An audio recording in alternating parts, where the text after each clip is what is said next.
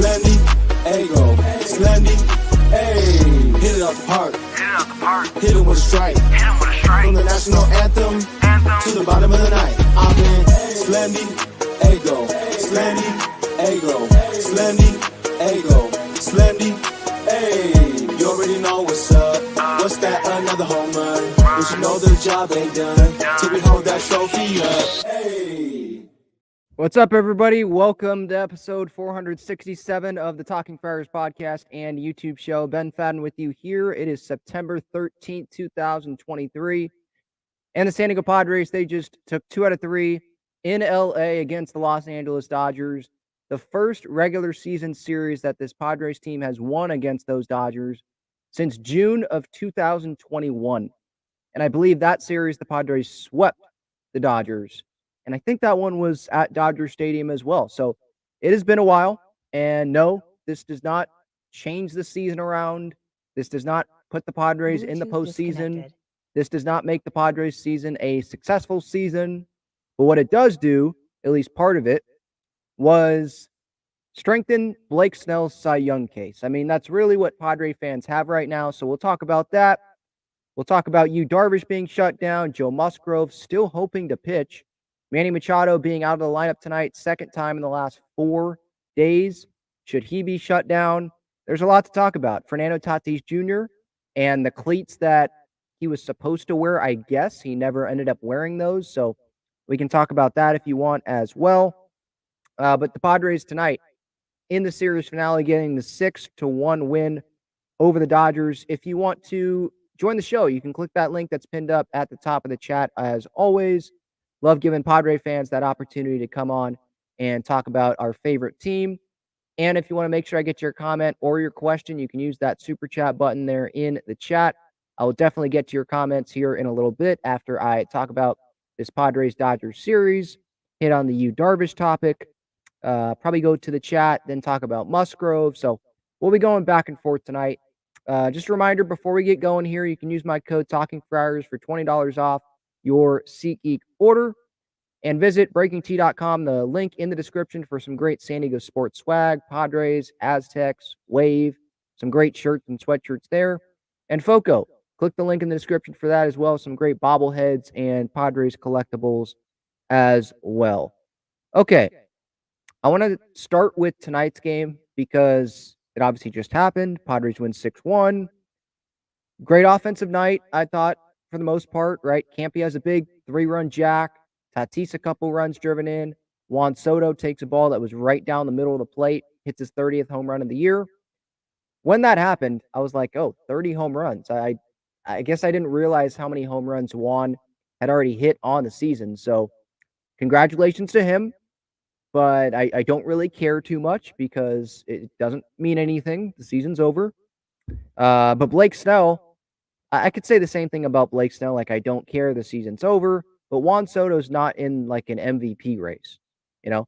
Blake Snell, he's in the Cy Young race, and he might be the front runner for the Cy Young after tonight's start. I think he has an innings advantage on Justin Steele right now because I think he's started one more outing than Justin Steele. So, obviously, the numbers aren't going to be totally matched up there in terms of innings and all of that. But they did put a graphic up on the Padres broadcast comparing Blake Snell, Justin Steele, and I think Zach Gallen was on there. I think a couple other pitchers that were in contention to win this National League Cy Young Award, they were also on there. And Blake Snell's stats right now, they look favorable to all of those guys. Cubs fans, they would say Justin Steele deserves it over Blake Snell, has a better whip. Wait till he has another start, and it'll be more comparable numbers. Like, as I said the other day, both fan bases, either side of the argument that you want to take, if you're for Blake Snell, if you're for Justin Steele, you have a pretty solid argument. Blake Snell now, after going 6 innings tonight, giving up 1 hit, just gave up 1 hit. He was really good tonight. Got out of, like, the one jam, if you want to call it. Mookie Betts was on second base, got a weak grounder from Freddie Freeman to first, gets out of it. Only 1 walk, 8 punch-outs, obviously no runs. After this outing tonight, he now has a 2.43 ERA, which is better than Justin Steele's ERA. He has a 1.22 whip, 167 innings, and 217 strikeouts, which obviously blows Justin Steele out of the water in terms of strikeouts. And I can pull up Justin Steele's numbers right now just to compare the two. But again, it's not totally comparable because Blake Snell, I think he's a start up on Justin Steele. But Justin Steele, 2.49 ERA, Blake Snell, 2.43, 1.126 whip for Steele, 1.22 for Snell, 167 innings for Snell, 159 for Steele. See, there's where you see the gap there, right? For now, 217 strikeouts for Snell after tonight, and 159 for Justin Steele. So obviously, those two guys, they're two different pitchers, at least this season. Steele's not as much as a strikeout guy. Blake Snell really relies on the strikeouts. When he has more walks than Justin Steele, obviously, he's walking a bunch of guys. He has relied on that strikeout. Because if he did not rely on the strikeout, he probably would not have as good of an ERA this year because there would have been a sac fly, there would have been a ball that would have gotten through the infield, and those add up throughout the season, right?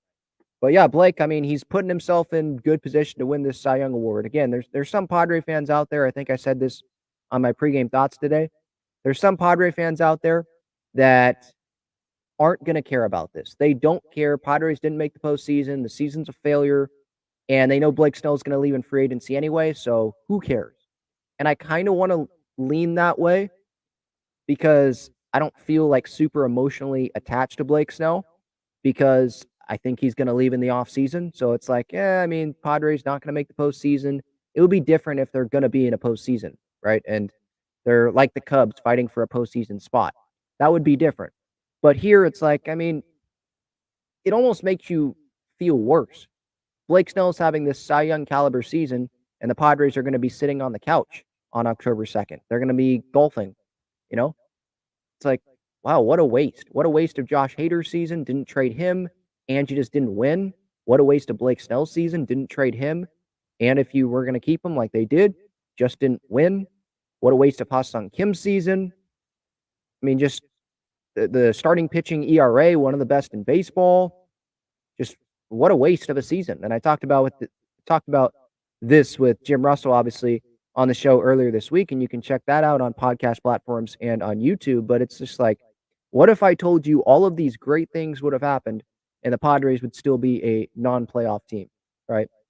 And if you watch this team day in, day out, it's not a surprise why. You just go to, well, what if I also told you that Xander, Tatis, Xander is Bogarts, Xander, Tatis, Soto, Manny, Cronenworth, they're all going to have down years when you compare each of their seasons to past seasons, right? Like, it's been disappointing when Darvish is going to have a disappointing year. I think Musgrove, disappointing mostly because he just hasn't been healthy. The bullpen's going to be inconsistent. Like, then it's like, it's not that much of a surprise. It's still a waste of those seasons, no doubt, but it's not as much as a surprise when you really have the full context. But tonight, a 6-1 win, good win. Just like Monday was a good win, I thought. Now, Pedro Avila stunk, gave up a ton of runs, but the Padres had a comeback win there. They were down 7-2, I think, in that game. 7-2, they were down. They come back, obviously, and it was big nights from big guys in that lineup, right? Big inning, obviously, from the Dodgers there in the bottom of the third. Betts had the double. It was funny. I know I'm kind of jumping around here. I'm not going like today, yesterday, first game. I went today, first game, but these were the two wins the Padres had in this series. And it was funny, the Mookie Betts double, the fan on Monday night catches the ball because he reaches over. He knows what he's doing, and he immediately dips. He's like, I'm out of here. They're going to kick me out. I'm going. And he had a bag of baseballs with him. So he's just one of those guys that goes around catching balls in batting practice, probably knows where hitters go, probably like Dodger Stadium's version of Zach Hampel or whatever. So that was kind of funny. Knew exactly what he was doing. Manny has a home run, had a couple home runs actually on Monday. The second home run past Tony Gwynn on the all-time home run list in Padres franchise history. Now, some would be like, well, that's not that impressive. We know Manny, he can hit home runs, and Tony Gwynn was not a home run hitter. I still think it's impressive because Tony Gwynn is one of the best hitters of all time. And Manny, that's still a lot of home runs to hit in a less than 5-year span now, right? 19, 20, 21, 22, 23, less than 5 years, and 2020 was obviously a shortened season. But I had this graphic from Monday because so Manny, he's at 136 home runs in Padres all-time franchise history. Tony Gwynn at 135. I wanted to look at the strikeouts, and actually, Padre fan Brett, for anyone that knows, longtime viewer or listener of the show, he was on the show. I want to say it was earlier this year, or maybe in the off season, and we were texting back and forth on Monday, and he was wondering how many strikeouts does Manny have compared to Tony, and so that made me think about this and just comparing the two guys. Like Manny, I think we can compliment him for the amount of home runs that he has hit with the Padres so far. But just look at the strikeouts. This isn't more like to bash Manny. It's more about elevating Tony Gwynn and just continuing to show how freaking special this guy was. Manny Machado in 647 games as a Padre, he has 500 strikeouts, and that's not updated to today or through today. That was just through Monday night. Tony Gwynn, 2,440 games as a Padre, right? 2 decades, 434 strikeouts. Let me say that again. Manny Machado has 500 strikeouts, 647 games. Through his first 647 games, 500 punch-outs. Tony Gwynn, in his entire career, 2,440 games, has less strikeouts, 434 strikeouts. Has over 60 fewer strikeouts than Manny in his entire career compared to Manny's first half of his first like third of his Padres career, right? Because he's going to be here for another decade. He's been here for like 5 years now. So that just shows how freaking impressive Tony was.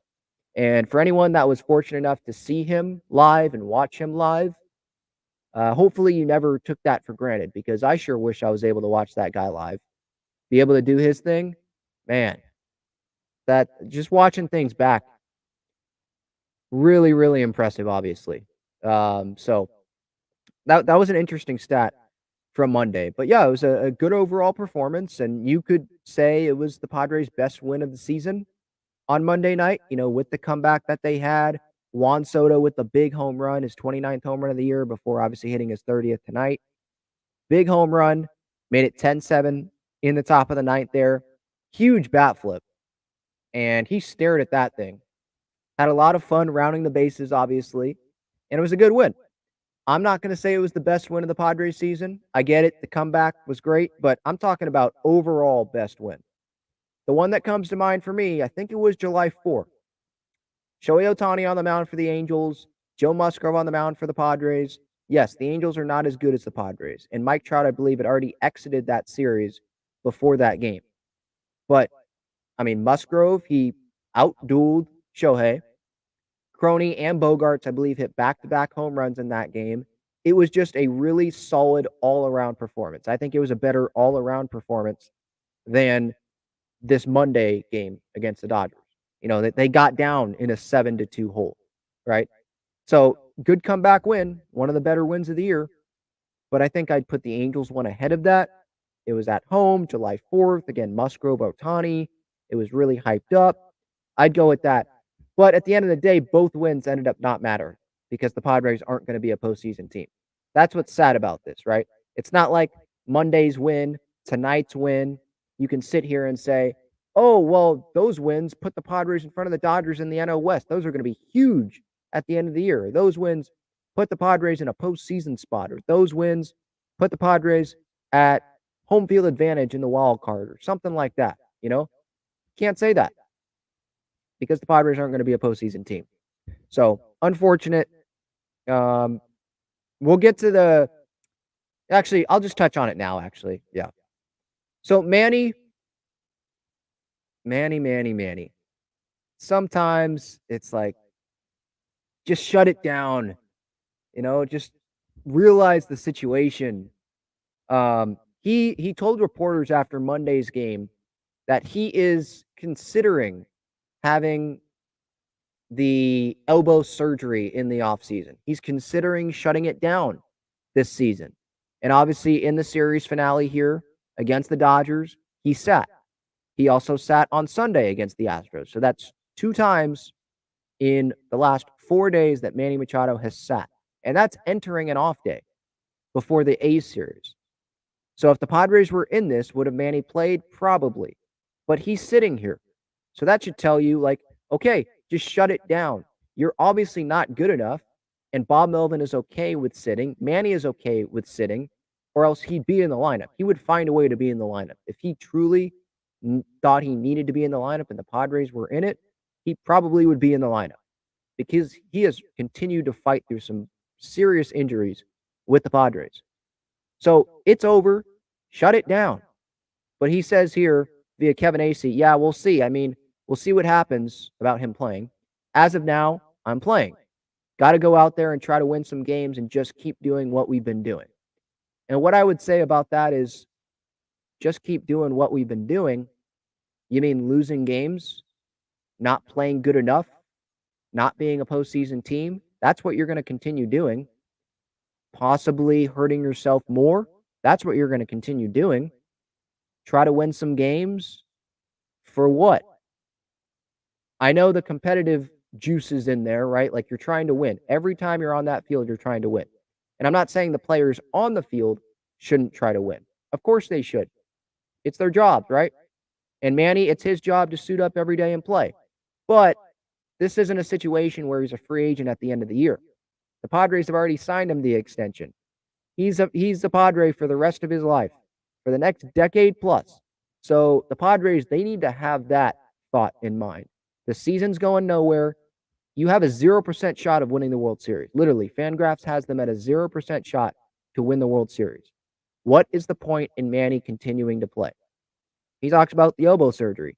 Possibly. Yeah, probably. It's a consideration. We're looking at all avenues and seeing what we can do to try to get this fixed and get it better. So you're considering the elbow surgery, looking at all avenues, seeing what we can do to try to get this fixed and get it better. If you're thinking about that, it's obviously serious. It's a recurring thing. Again, this season's going nowhere. Why are you still playing? How about just go get the surgery now so you can be ready for spring training, and you'll have more time in the off season to get ready for spring training. You will get healthier earlier instead of playing at the Oakland Coliseum in front of 500 people over the weekend with a hurt elbow. Like, I love that he's trying to set an example. Like, you got to play every day. Who cares if you're hurting? Other people are hurting. You got to play. Like, and he showed that last year, like leading by example, fighting through injury, working his butt off, rehabbing to get back way earlier than most players would have gotten last year. But when the season is over and you're here for the next decade, how about be a leader in terms of, I'm going to do the right decision for the team. And the right decision for the team, the right decision, making that right decision is what should be at the forefront of his mind. And the right decision would be to shut it down. And you don't have to make the decision right now, I guess, if you want to have the elbow surgery or not.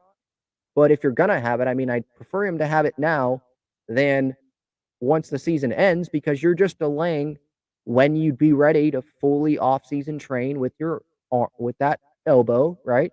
You're delaying that. And I want you ready for spring training. I don't want some recurring elbow thing coming up.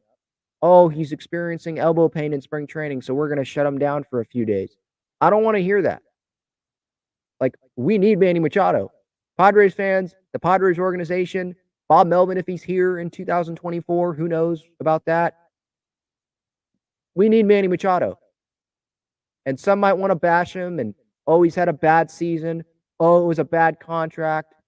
I'm definitely not going to say that. Less than a year in, what he has done for this franchise, what he did last year for the franchise. Not going to say that. Definitely not going to give up on Manny Machado less than a year into this 11-year, $350 million contract. Yeah, it was a bad year. He knows that. He definitely knows that. And he got hurt multiple times. He went on the IL and should go on the IL now with the elbow, right? So I think he's going to have a better year next year. He's going to use this as motivation. But for him to have a better year next year, he needs to be healthy next year. And him continuing to play, I don't see how that helps him for next year. And right now, next year needs to be the priority for Manny Machado, for people that are under contract next year that are hurt. Because this year, it's not going anywhere. So, Manny, shut it down. Padres, make the decision for Manny Machado. I get it. He has a lot of power in this organization. I understand that. But take it out of his hands. Make the decision for him. Because he's probably not going to want to shut it down. That's just who he is, the competitor in him. If he wanted to shut it down, he probably would have already shut it down. So the Padres need to make a decision for him. You're not playing anymore. You're going on the IL. That's it. You're playing for us, Manny, right? We don't play for you. You play for us. We're giving you $350 million here, dude.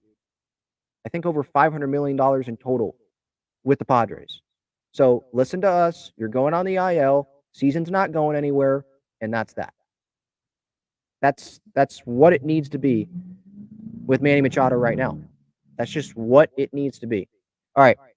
Hitting on Tuesday's game. And by the way, Monday's game, I know who really cares, but I just have some notes that I always take. Monday's game, shout out to the bullpen. 6 1/3 innings after Pedro Avila struggled there. Just gave up 1 earned run. Josh Hader was the only guy that gave up a run in that outing. Or in that game, I should say. Ray Kerr, Luis Garcia, Tom Cosgrove, Robert Suarez coming in, not giving up any runs. Hader, 43 pitches in that 9th inning. So glad we continue to have Josh Hader on this team. I'm not going to sit here and bash that performance. I mean, he hadn't pitched in 8 days. September 3rd was the last time he pitched before September 11th. He just doesn't pitch. They could have gotten something back for Hader, right? Someone would have wanted Josh Hader. Multiple teams probably wanted Josh Hader. And the Padres said no. And he's going to walk in free agency, sign somewhere for probably $100 million, and that's that. And you're going to get, what, a draft pick back for it? I hope AJ loves that draft pick that he gets back. That dude better turn into an all-star closer or an all-star player, because you maybe could have gotten that back for Josh Hader. Some team probably was going to get desperate and give you a top 10 prospect for Josh Hader that maybe they wouldn't have turned into an all-star player. Who knows? You could have flipped them in another trade in the offseason. Could have been a top 10, top 15 prospect in your system. Could have ended up being one of those cheap contracts that the Padres are going to need in the future.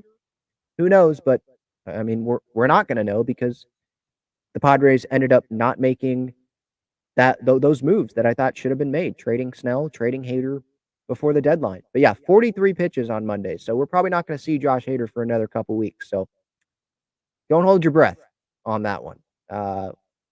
Hopefully he will be alive in a couple weeks. For anyone that doesn't know, I make that joke on Twitter. Obviously, I'm joking. It's just that he just doesn't pitch. He doesn't pitch. It's frustrating. You know, right now, like, okay, who really cares, right? Season's already over. But in early August, he could have been pitching more. He definitely could have been pitching more in situations that probably needed Josh Hader to pitch in. And some would say, or the Padres would say, it wasn't a save situation. Yeah, but you need to win games. Put your best reliever in the game, and you'll figure the rest out later. Like, you're paying him a lot of money. This is your last year with him. Use him.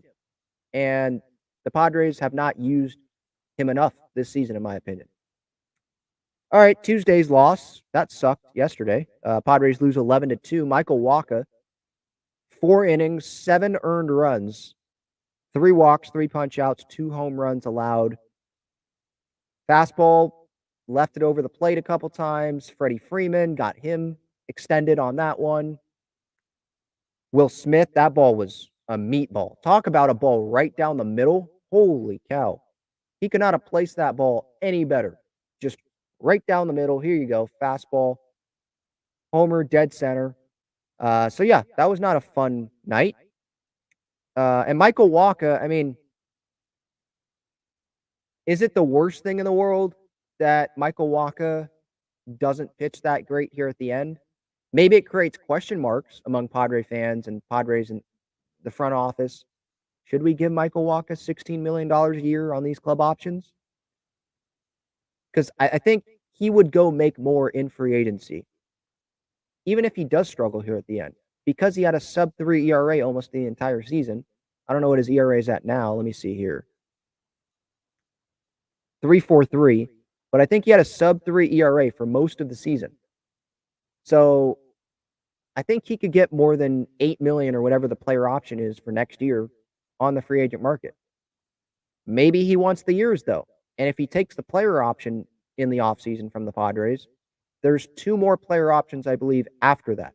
So he could technically have a 3-year contract guaranteed, regardless of how the rest of this year finishes. And maybe he doesn't get that maybe he won't think, or his agent won't think that he can get that on the free agent market, so he'll just sign back. Maybe he thinks, hey, it's not a guarantee that a contender really, really wants me, and I think the Padres will contend next year, so I'm going to just come back to the Padres. I'm going to ask the Padres, hey, I'm not going to take the player option. I think I can get more on the free agent market, but I want to come back to the Padres.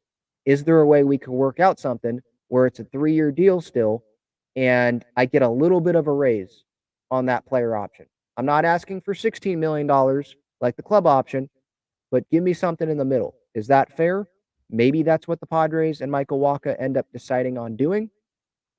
With the state of this rotation, I mean, Snell, I think he's gone.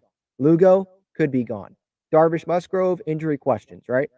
So this rotation, it doesn't look very great going into this offseason right now. So, yes, I would definitely welcome Michael Wacha back into this rotation. You need depth, though, obviously, because Michael Wacha, I think you have to pencil in an injury. At some point, he's going to go on the IL. He's going to deal with some type of setback. The shoulder, he's had issues with that. You just hope that he's healthy down the stretch. You hope that he can have a sub-3 ERA, sub-4 ERA definitely for the season, like he has so far this season. He locates well, doesn't lose that feel. That's what you got to hope if you're the Padres. But they need arms in that rotation, and they can guarantee getting Michael Wacha back in that rotation if they give him the club option for $16 million for 2023. I think maybe $16.5 million, but $16 million about for 23. Or excuse me, for 24. This is 23, 24, and 25. So we'll see what happens. I don't know if it's the worst thing for Wacha to be struggling here at the end. But was not the best outing. Tatis had a home run last night, but really, who cares? Whatever. Nick Hernandez made his big league debut. Congratulations to him. Looked pretty good those first couple innings. Padres sent him back out for the third. Didn't go that great, but, got to be a cool moment for Nick Hernandez, obviously, there.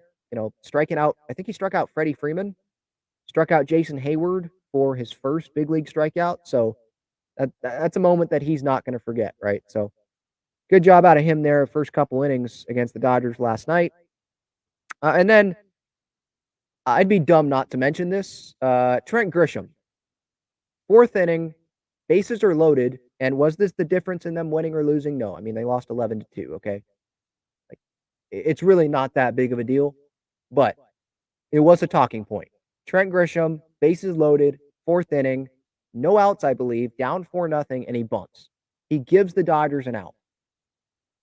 And he's hitting 6th in the order on Tuesday. So the bottom of the order is coming up. Matthew Batten is coming up after him, I believe. Obviously, the Dodgers, I think they retire the next 2 guys. Lance Lynn does. And Lance Lynn admitted after the game, kind of like, thank you, Trent, for doing that. Dave Roberts as well. That changed the game is what he said. And it's just, I'm watching that. It's like, are you kidding, Trent? Why are you bunting? And obviously, Bomel didn't call for that. So anyone that thinks Bomel called for that, I don't know what to tell you. He obviously didn't call for that. That would be stupid on his part, right? You want to be fired? Call for a bunt there with the bases loaded. No outs, down 4-0, right? He didn't call for it. Trent did it.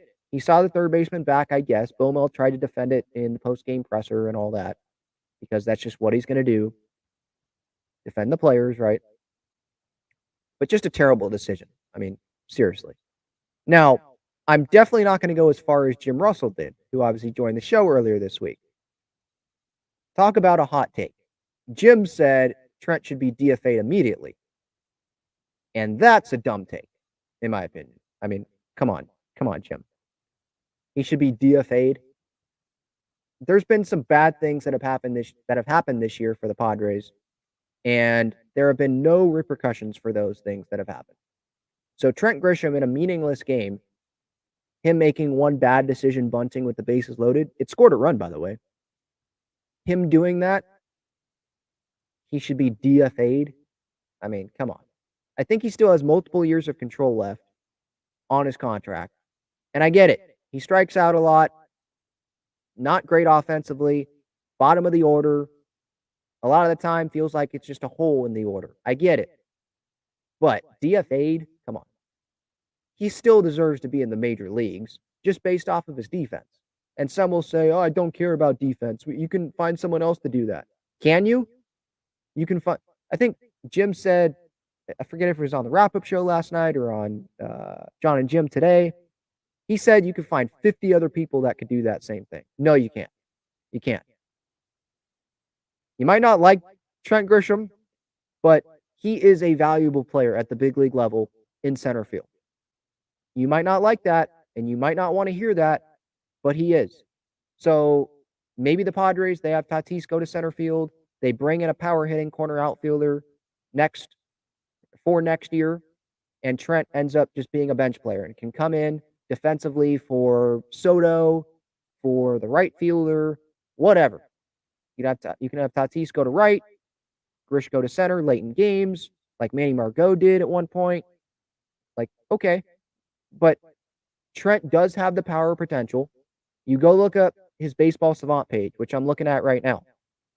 His walk rate is really good. He doesn't chase. The K rate, not good. I get that. But the barrel percentage, when he does make contact, it's usually a barrel. So front offices, the Padres, they're going to look at that and be like, let's find a way for Grish to make more consistent contact. You look at his fielding value. It is great. 89th percentile. You look at outs above average. Range. It is great. 94th percentile. It is great. He still should be on the Padres next year if they can't find a trade partner, at least to be on the bench. Like, I want Trent Grisham to at least be on the bench. So I'm going to defend him there. DFA'd, that's a stretch. Come on, Jim. You know that's a stretch. You know that's a stretch. I would say that if he was here on the show right now. Come on, dude. Come on. Come on, buddy. Okay. Did I say this? This was the Padres' first regular season series win against the Dodgers since June of 2021. Swept the Dodgers in that series. Eric Hosmer was still on the team. Yeah, good times, huh? Not. Well, I think actually at that point it was good times because that was before they had the collapse in 2021, right? They had a really good record. Didn't really have that huge of a deadline, if I remember correctly. And then they collapsed. So, yeah, it was fun then. Wasn't fun at the end, for sure. Another thing that I wanted to hit on here, Fernando Tatis Jr. There were cleats, Lakers-style cleats, that were put out on social media before this series started that were obviously Lakers colors. They were Kobe cleats, I should say. I shouldn't say that they were just Laker cleats, but they were Lakers cleats because they were the Lakers colors. And if you were in the upper deck, let's say at Dodger Stadium, and Tatis actually wore these cleats, he didn't, but the tweet that came out from Darren Ravel said that he was going to wear it. He did not, which I'm thankful for, and I'll get to that here in a second. If he would have, you would have thought those are just Lakers cleats. You probably would not have seen the number on the cleats. Okay? So here are the cleats for the YouTube audience. You can see this here. Obviously, very stylish. I don't know if Major League Baseball did not approve these, and so that's why he didn't wear them. Maybe Tatis saw the reaction and just decided not to wear them. Maybe just himself decided not to wear them at the end of the day here, before the series started. But this came out, I believe, on Monday before the series that, yeah, Tatis, he was going to wear these cleats this week during the Dodgers series. And it caused a lot of debate, I guess I should say, on social media. Was this the right thing for Tatis to be doing? I mean, you're playing in Los Angeles. I get it. You're honoring Kobe Bryant. But come on, you're a San Diego player. You're wearing the rival city's, one of their team's colors. Like, come on. You have to be doing that. And that's kind of where I stand on it. Like, at the end of the day, I wasn't going to lose sleep over it. If Tatis ended up wearing those cleats, I was not going to lose sleep that, oh, Tatis wore Lakers colored cleats in Los Angeles. Talk about Dodger loving, LA loving, right? I hate Los Angeles, right? I think people that know me know that I am not a fan of Los Angeles. I'm not a fan of Los Angeles anything. Like Kawhi Leonard, San Diego State, all that, cool. But it's not like I'm going and rooting for the Los Angeles Clippers. Don't like LA. So I was not going to be a fan of Tatis wearing those cleats. Because, again, here it is again. I get it. 24-8, you're honoring Kobe. But can't you honor Kobe in another way? I mean, in that Cardinal series, didn't he have his dad, like, put on the cleat? He could have just had that with Kobe. Have Kobe's face be on the cleat or whatever, you know? Not just purple and yellow, purple and gold, the colors, Laker colors. You know, like, kind of get a feel here. Why? And I'm glad he didn't do it, you know, so we don't have to talk about this for an hour. But it was out there that, oh, Tatis, he was going to wear Laker cleats. I was not going to be a big fan of that if that happened. Like, you're a San Diego Padres star, and you're going to go to Dodger Stadium and go wear the rival city's team's colors. I get it. It's not Dodger cleats. That would be totally different. But if he was going to do that, and those cleats, I assume those cleats were mocked up. Like, yes, Tatis, he was actually thinking about wearing them. Maybe he obviously thought, I don't know about wisely. He thought again and decided not to wear them. Or maybe the cleats didn't arrive on time. I don't know. Because this is scheduled out months in advance. Annie Halburn did a piece on this earlier in the year. But it's like, again, I would have had that thought of, you didn't have to do that. Like, you can honor Kobe by, I don't know, a wristband or a social media message or writing 24 in the dirt or something. You could have Kobe cleats, his face on the cleats. But the Laker colors is what would have probably pissed me off. I wasn't going to lose sleep over it, but it was just like, really? Come on. Why? This is, again, Tatis, I don't think he hates Los Angeles. So it's obviously two different viewpoints. It's me, who has lived in San Diego my whole life, and my parents, who hate LA. I hate LA. It's just a family thing. Obviously, Chargers, they go to LA, hate LA even more, can't stand LA.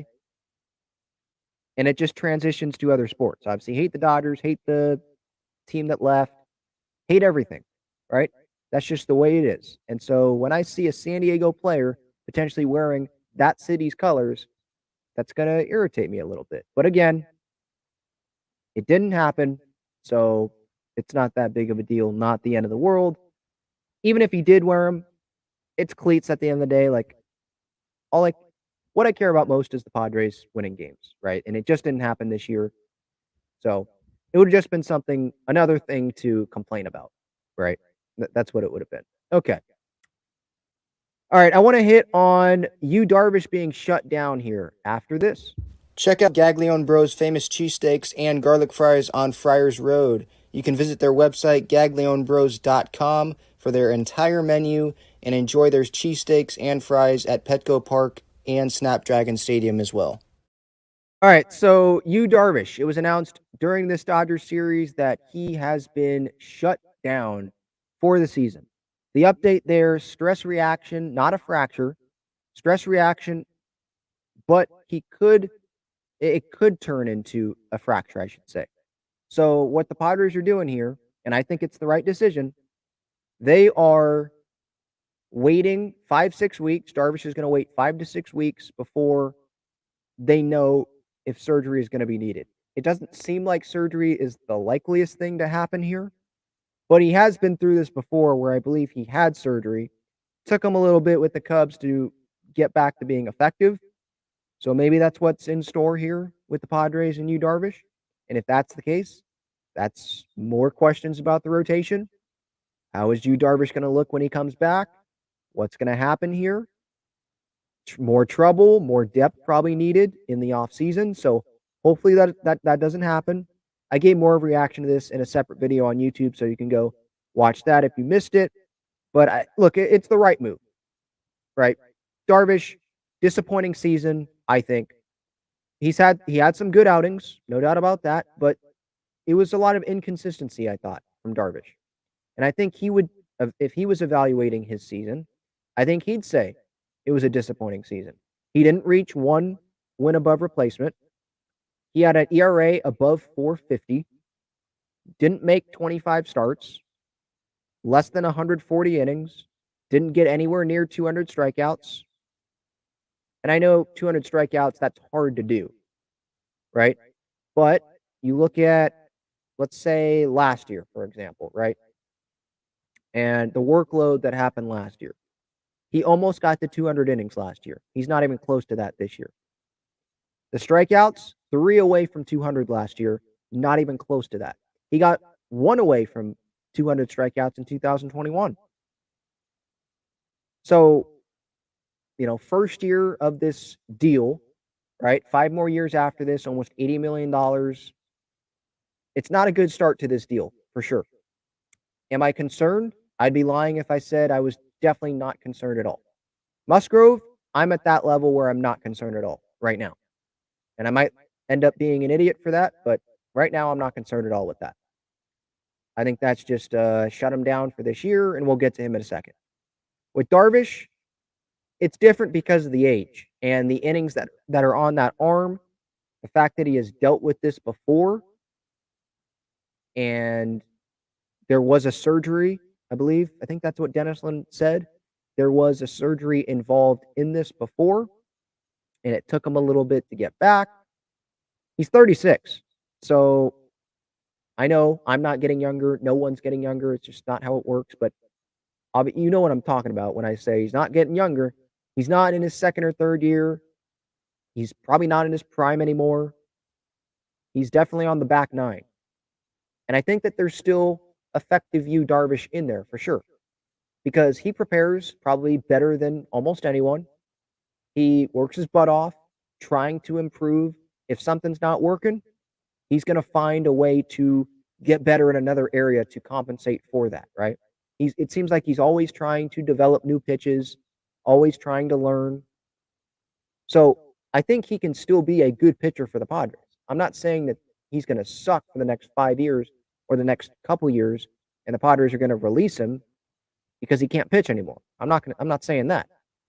I'm just saying first year of this deal, not off to a good start. Disappointing year. And he can bounce back, but I don't think Padre fans, I don't think I am going to have that collective sigh of relief until the 5-6 week mark has hit. And it's like, okay, Darvish doesn't need surgery. He's feeling better. He'll have a regular off season. That's when I'll take that sigh of relief, and hopefully next year, let's say he can be healthy going into spring training. He will have a more effective year, a more consistent year, a better start to 2023, because I believe he missed his first couple starts of 2023 because he wasn't built up because of the World Baseball Classic with Japan. He had a minimized role. He thought, at least I think he thought, that he was going to start multiple games there, and he was coming out of the bullpen for the most part there for Team Japan. So that set him back a little bit. Obviously, that's not an excuse for the entire year, but it is a contributing factor to the beginning of the season. And obviously that popped up, just inconsistency.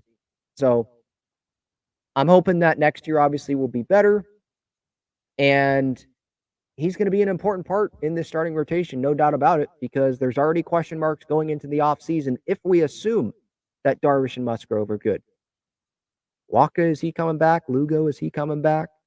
Snell, we don't think he's coming back. How are they going to replace Blake Snell and that production? I don't think it's very reasonable to expect, oh, you can just bring someone in and they will have a Cy Young season for you. You know, the way Blake Snell is pitching. But how are they going to replace him? How are they going to replace Seth Lugo, who I think he's outperformed expectations, out of the rotation at least, during this Padres 1 year here. And he has a player option, so he's probably going to not take that and go to free agency. We'll see if the Padres bring him back. But there's questions. So if Darvish isn't healthy and this becomes a problem for 2024, doesn't start the season on time or whatever, that's not going to be a good start to 2024. And you could say, well, the offense is going to be better next year. Maybe some prospects will come up. Dodgers were able to overcome the adversity this year. Padres can do that next year with a better offense. Okay, you can say that, but the Padres last year, they had healthy guys down the stretch, and they went on that run. Like, guys were healthy. I know there was no Tatis and didn't have Xander, but they had healthy guys. They had guys clicking, right? And the Dodgers have a track record of winning even when there's adversity in the regular season, and having guys come up from their farm system and replace those guys that are hurt. The Padres don't have a history of that.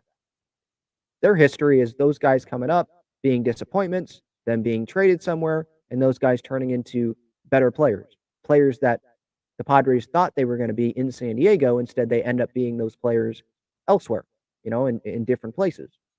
So, or they're talented, they just trade them for a guy that's already proven, and that guy comes to the Padres and doesn't meet expectations and underperforms a little bit or underperforms a lot.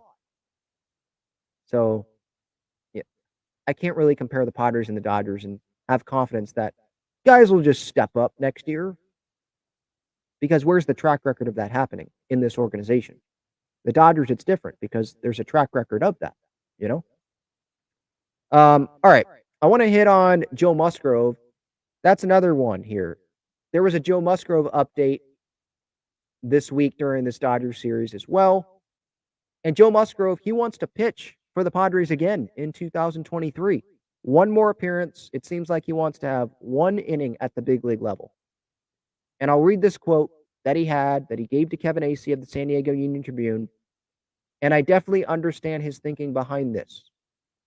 But it still doesn't make sense to me. If I put myself in Joe Musgrove's spot as a player, it'll make a little bit more sense. But sitting here as a Padres fan that really wants Joe Musgrove to be healthy and have a great season in 2024, I don't understand what the point in him coming and trying to come back to pitch one inning at the big league level in a big league ball game against the Chicago White Sox in the second to last game of the season or something like that.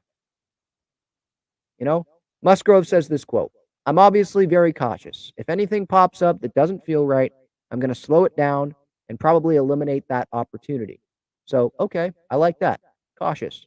I would love to get back and have one more chance, whether it's an opening role or one inning of relief.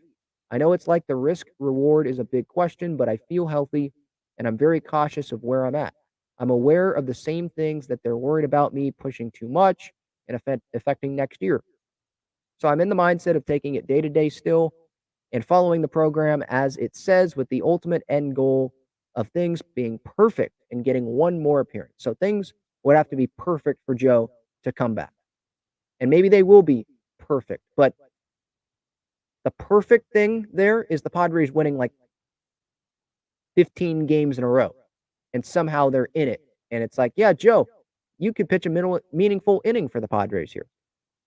That's like a perfect situation. It's not, in my mind, the perfect situation is not, oh, Joe just feels great and there's no setback at all, and he goes and pitches an inning to build that confidence back, mentally going into the offseason and going into 2024, like, hey, I came back from it, my shoulder's fine. And again, from the player perspective, I understand it a little bit more. I still don't think it's the right thing to be doing. I think you should shut it down to have a strong offseason and be ready for 2024, like Manny Machado and like the Padres are doing with Yu Darvish. But I get that a little bit more from the player perspective. But as a fan, it's like, what's the point of doing that? Pitching one inning in a meaningless game. And what happens? Fans, right? We think negatively for anything like this. Joe Musgrove, he's on the mound, let's say October 1st or September 28th or whatever. One of the last games of the year. He makes it back. Everything's perfect health-wise. And he's on the mound. And the third pitch that he throws, he feels shoulder pain and has to exit the game. How are Padres fans going to feel? How's Joe going to feel? How's Bob Melvin going to feel? How's the training staff going to feel? How's A.J. Preller going to feel? How's Peter Seidler going to feel that paid $100 million to this guy? Right? Like, is it worth it to come back for one inning as an opener, as a reliever? Is it worth it when your team is not in it? And for me, the answer to that is no. I love Joe Musgrove and Manny Machado wanting to be there for their team and being on the field, wanting to compete. I love that. Jake Cronenworth, you could say the same thing about him. Obviously, he's not coming back just because that was like a totally different thing, right? Totally fractured wrist, and you're not coming back from that. I get it. But I love the competitiveness, right? And Juan Soto wants to play every single game this year, and I respect it, right? Because you're getting paid a lot of money, and if we were in your spot, we probably would want to be playing every day, and we wouldn't want to let the fans down who come to watch you. I get it. I respect it. But again, I go back to, it's kind of like the Manny thing. He's here for another decade. Musgrove's here for another 4 years after this year. We need Joe Musgrove for 2024. I don't want anything happening to this guy. And so him getting back on the mound and pitching in a game situation for an inning, opener, relief, okay, it could give you confidence going into the offseason. I think Joe has confidence, even if he doesn't pitch this one inning. He's got confidence. I think he believes in himself. I believe in the work that he does in the offseason. And I'm willing to take that risk of him maybe hurting himself in spring training or something, or being less confident going into spring training or in the regular season next year because he didn't get this one inning. I'm willing to risk that more than I'm willing to risk him coming out here for a meaningless baseball game, because at least spring training is going to be meaningful because you're getting ready for the season. At least the regular season's meaningful because you got to win those games to get to the postseason, as the Padres saw this season, right? But these games here are literally meaningless. They're the opposite of meaningful to this Padres team on the field. Season's over. Do the right thing and shut it down. And have a strong offseason and come back and be better in 2024. That would be my message to Joe Musgrove, to Manny Machado, to anyone that is dealing with a significant injury that is under control long-term for this Padres team. That's how I feel about that. All right, back after this. I want to tell you about the best and easiest way to play fantasy sports. It's Underdog Fantasy. They have great pick'em games and best ball tournaments. In pickup games, just pick higher or lower on 2 to 5 players' stats, and you can win up to 20 times your money in a single night. You can go cross-team, cross-league, and even cross-sport. Best ball revolves around the draft, which is what every fan loves the most about fantasy. and it eliminates the hassle of having to manage your roster all season long, resulting in a fun and easy fantasy product. How does it work exactly? You enter a contest where you participate in a snake draft against other users. That lineup that you drafted competes against every other draft in the entire contest. The better the combined performance of your team, the more money you win. After your lineup is all played, Underdog will take the best performing players and automatically set them as your starting lineup. That's it. No waivers, no trades, no worrying about who to start or sit. After you complete your draft, your part is done. Underdog Fantasy offers best ball in a variety of ways, including daily contests, weekly contests, playoff contests, and season-long contests.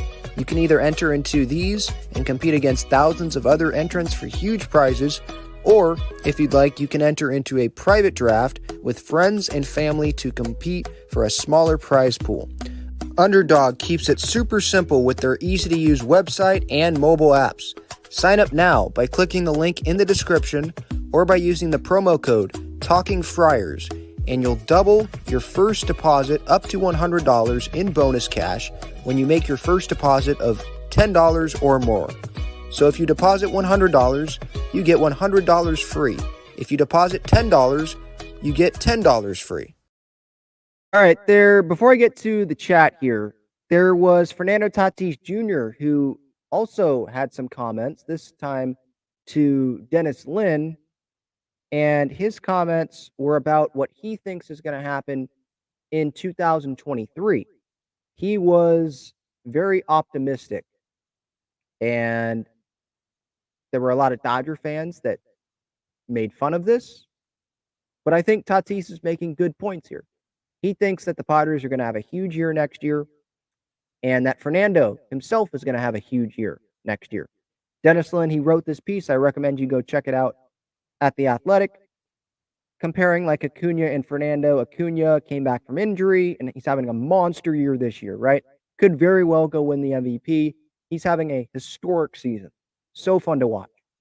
And Tatis here, not so great season this year, and could have a monster year next year. And Tatis, talking to Dennis Lin here, says definitely looking forward to that in 2024, like his season.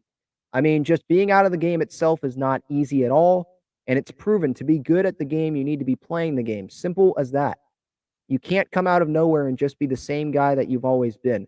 But I know for sure that next year is going to be a monster year, not only for myself, but for the team. Definitely, I've been weaker than I've ever been before, Tatis said later in the article. He added, and look at still what I'm capable of doing on the baseball field with him being weak. So those were the two quotes that I posted on social media, and over like 130,000 people, I think, have seen the tweet. And a lot of it is Dodger fans and other fans like, oh, definitely I've been weaker than I've ever been before. Why? I wonder why. Talking about steroids from last year, obviously, right? Maybe that wasn't the best thing for him to say, but I understand what he was saying. He's not saying because of gloss the ball or whatever he claims that he used last year, right? He's not saying that. He's saying that this year has taken a toll on him. He just had multiple surgeries. He's been playing pretty much every day, like literally every game the Padres have played, entering, I believe, Sunday against the Astros, every game that he could when he was eligible to return from the suspension. He's played in every single game.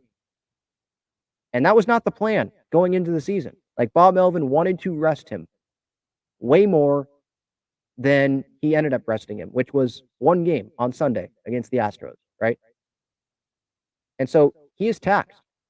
And he did not have a full offseason to train and get stronger and get fully ready for the 2023 season. Adjusting to pitching. His upper body, he mentioned in the Athletic article that he didn't have a full offseason training, I don't think, for upper body. So that obviously affects things because your legs take a toll. And so maybe you try to compensate with the upper body, but what if you don't have as strong of the upper body as you've had in previous years because you were restricted in training those areas in some parts of the off season? Why? Because you had the wrist surgery, you had shoulder surgery, right? So, yeah, and I'm not even talking about him being out of the game, missing the entire 2022 season, and then the first 20 games of this year. I'm just talking about the physical effects of the surgery and him playing every day after the surgery, right?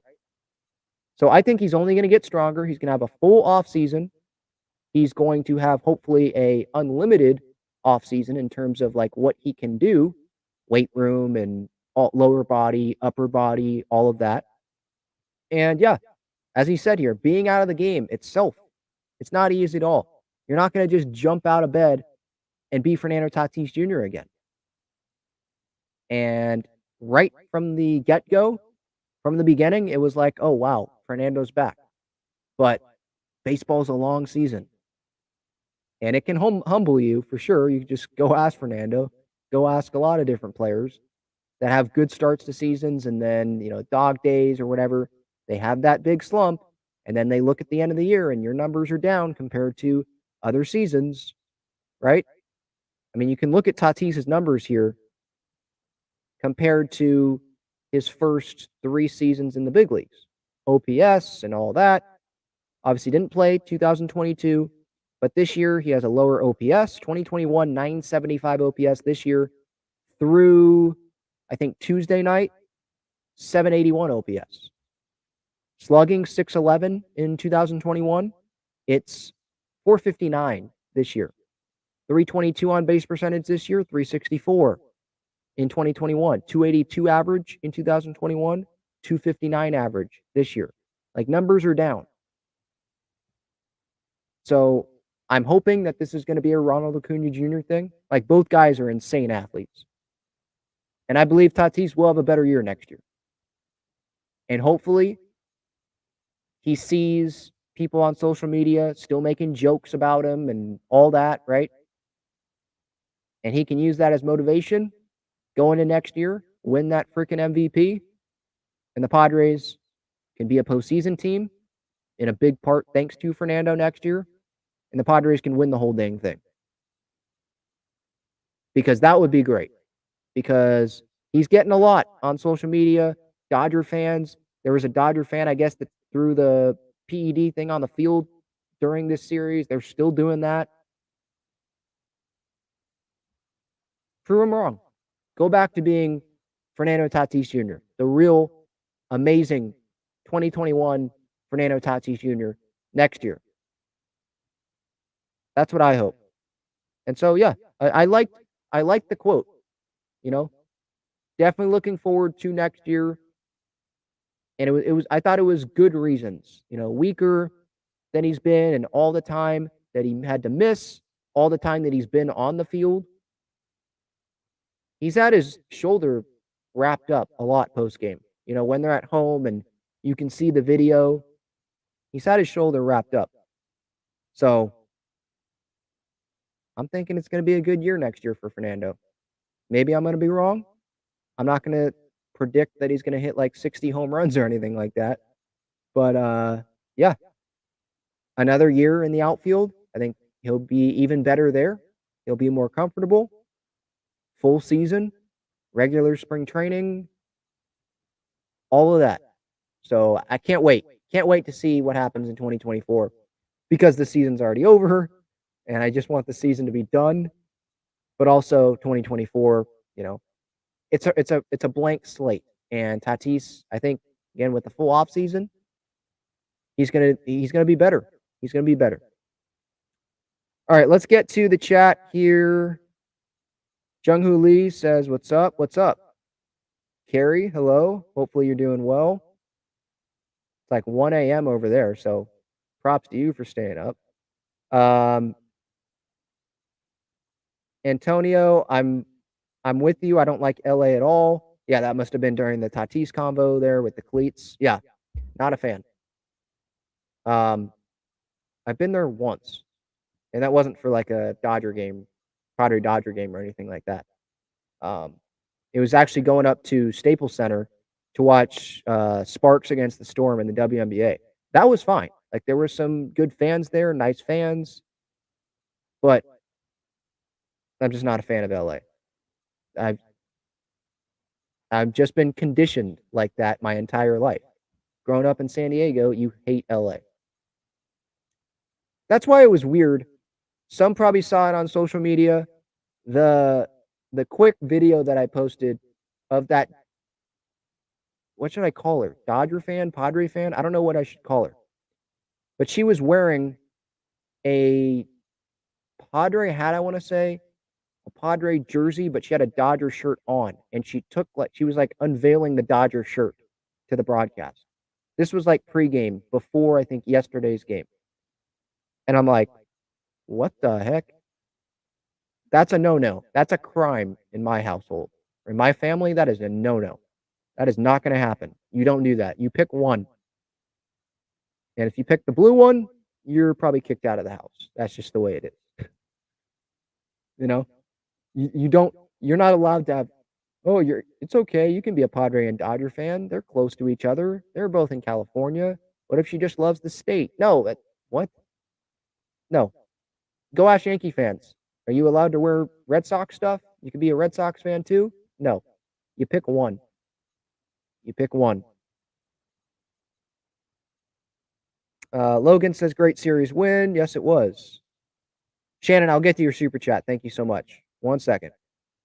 Logan says, dream offseason is get Cody Bellinger and Aaron Nola. Nola, I think, would be cheaper than Snow. Obviously not coming off of a Cy Young season. But, I mean, the Phillies, they're in a better spot than the Padres are in right now. Like, it seems like they're going to be a consistent contender. They're a postseason team. They just made it to the World Series last year. Nola is familiar with the Phillies. It's not like his brother's in the big leagues with the Padres. And it's guaranteed, yeah, he'll be a starting catcher next year for the Padres. So I can play with my brother. No, that's not a guarantee.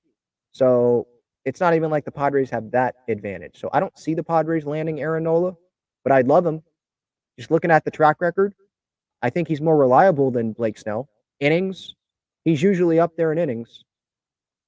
I haven't paid super close attention to how he's doing in 2023. Yeah, ERA is not great. 4.64, 176 in a third innings. But if you look at his past seasons, I mean, he's consistently over 200 innings. 205 innings in 2022, 180 2021, but 2019, 202 and a third. 2018, when he was an all-star, 212 and a third. You know, all-star appearance, top 7 Cy Young, 2020, short season, but whatever. Cy Young, top 4 there. So he's there. But the Phillies, they have money to spend. Would they rather have Aaron Nola or would they rather have Blake Snell? They probably would rather have the guy that they're comfortable with and they know better than Blake Snell and who pitches more innings than Blake Snell and who will be cheaper than Blake Snell. So I'd give the Phillies the edge there on that. And Bellinger, that I don't know. There's red flags there, and we'll probably get into that a lot more in the offseason because there's going to be plenty of time to talk about that. Padres, yeah, it seems like it would be a positional fit, right? You don't want Trent Grisham starting. You can move Tatis to center, or you can just have Bellinger play center because he plays center pretty well. Or you could have Bellinger play first because he does that. He can DH like that. It's a fit. But the Padres love signing guys and overpaying for guys coming off of their peak season, right? They've done that a lot, it seems like. And you overpay, let another owner make that dumb decision. Because I just don't believe that Bellinger is the 23, excuse me. I don't think he's the 2023 Bellinger. Like, for real. He's going to do that every year. If he's not going to do that every year, it's not worth giving him a whatever. I mean, I think he's a Boris client. So what is he looking for? 6-7 years, maybe, probably, maybe longer. I'm not giving him that. To overpay for Cody Bellinger. Let's not forget the 3 years before he came to the Cubs. What happened? It wasn't that great, right? I think he was on the bench at one point for the Dodgers. Or if he wasn't, he was sitting down in the lineup. And he was only in there because, well, Cody Bellinger has power potential and the defense, the defensive versatility as well. That's why. So I'm not going to. I think Bob Nightingale in his notebook, he mentioned like $200 million the other day. or what? Maybe that was for Snell. I forget who it was. But the $200 million number came up. And if that was Bellinger, I'm like, huh, heck no. Heck no. Go sign someone for 1 or 2 years and you can figure it out later. I'm not giving Bellinger. No. Give that money to Juan Soto. I'd rather have Soto long term than overpay for Bellinger. Give that money to Ha-Sung Kim or whoever. But Bellinger, I just don't have a great feeling about him. Antonio says, I think the Padres should sign Gary Sanchez. I think so too, but we'll see if he just follows Blake Snell somewhere. If another team's willing to give him more years, more money, we'll see. Shannon, thank you for the super chat. Appreciate it. Thank you so much. If anyone wants to support the channel like Shannon, you can use that super chat button. Greatly appreciated here on this Wednesday night. Shannon, just short and sweet. Love your show. Thank you so much. I love Padres fans. I love this audience. I don't just do it because I like talking about the Padres. You know, it's obviously a big reason why, but I love doing it with other passionate Padre fans as well. You know, it's 11 o'clock at night and there's some people still in the chat. So thank you. Thank you all. Anyone that supports, definitely. Thank you so much. I definitely appreciate you. Love Padres fans. I just hope that the Padres can win a World Series before we die, right? Like that's the main goal here. So that's where my passion, you know, really stems from, right? Like just that hunger to, I don't control it obviously, but just that really desire for Padres fans to get that joy to you know, win that World Series one time, just once. That's all I'm asking for. I'll probably want more after that, but just for now, you know, get that one. Shannon says, so glad Toddy got a base hit off of Kelly. Yeah. What happened earlier this year?